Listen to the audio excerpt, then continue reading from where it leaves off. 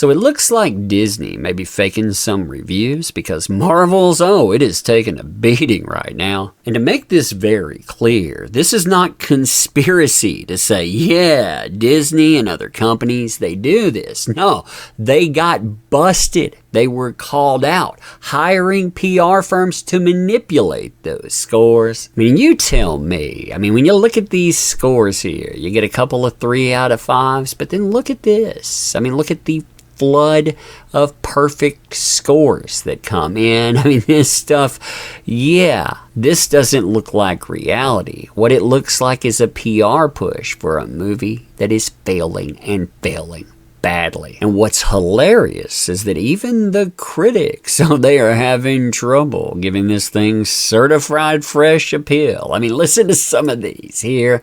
It's an adequate time waster for fans, but this mid-level Marvel entry ain't marvelous. 3 out of 5. That's certified fresh, right? Fun times, huh? Fun times indeed. Alright, so hey there to all you fine folks on this fine day. By the way, I hope you are doing excellently. Man, talking about an absolute disaster that really does need fake reviews. I mean, this is the Marvels. I mean, if you look at the numbers that are coming in right now, they are a nightmare for Marvel. When I say bad, we are talking about record-setting bad. Lowest start ever for a Disney MCU title worldwide. I mean, that's not a record you want to own. And you know what? They're doing anything possible to try to prevent that. Now, as far as fake reviews are concerned, I love the MCU ones because they're lazy and they breed like the bunnies. I mean, they are everywhere. They overpopulate a page. You can spot them pretty easily, too, because they have a script. I mean, you can tell that. You'll have one that'll say, man, look, the chemistry between the 3 characters is terrific. You keep rolling down through that, you're going to have the 3 characters come up again and again. 3 characters. Oh, man, the chemistry between the 3 main actresses is amazing.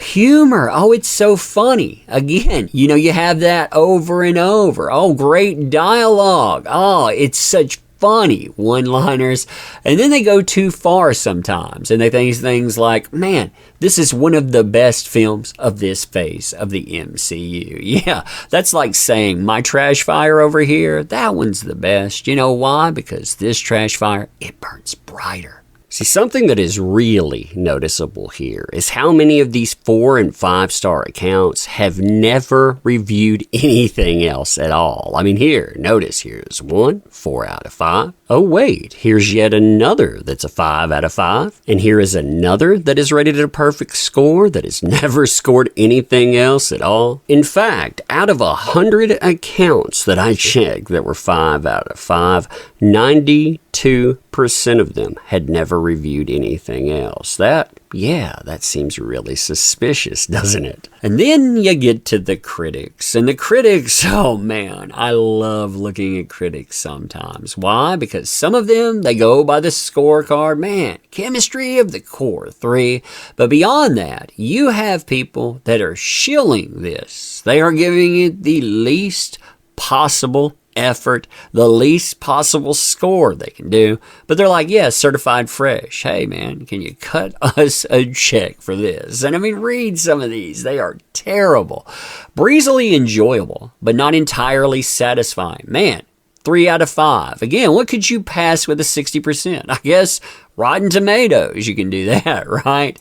It is an adequate time waster for fans, but this mid-level entry ain't marvelous.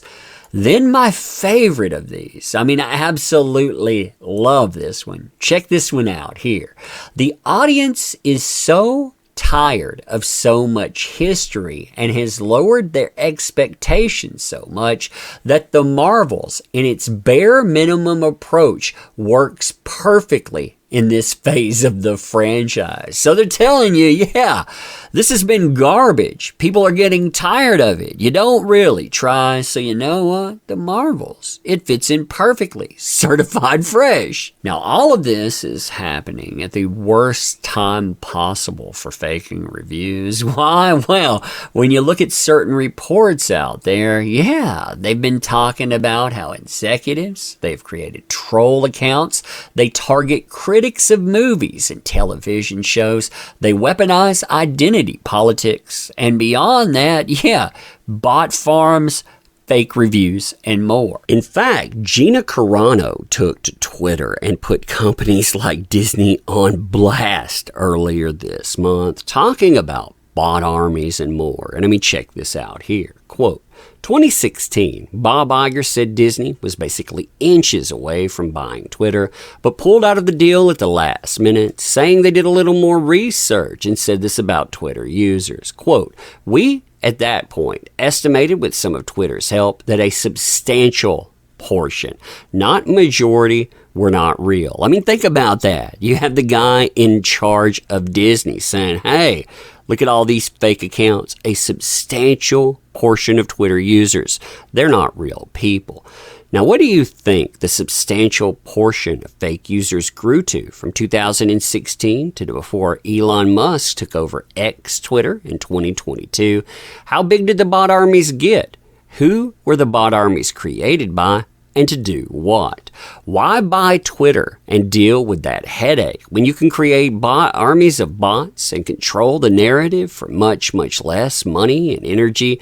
It does your promoting for you without making it look like you're promoting yourself. Look, it's popular on all these accounts, strangely liked by a bunch of accounts with no names. It must be good. And we keep seeing that over and over again when it comes to movies, especially movies in the MCU. And what's amazing about all of this is there's another layer of damage control as well. A layer that is promoted by the mainstream media. You know, the same media that employs all of those critics that are having a lot of trouble boosting up this movie, saying that anyone that has a problem with this stuff is sexist trolls. In fact, over and over again, you'll have the cast of a crew, the directors, the mainstream, and all of these bot accounts. They come together and they call everyone all of these terrible things. I don't know why people pay for the luxury of that as well. And what's amazing about this too is that you have them pulling out all of the stops. When I say all of the stops, again, remember, fake reviews, fake accounts, you have the mainstream media, plus you have these same folks saying, you know who's to blame in this? Men are. That's right.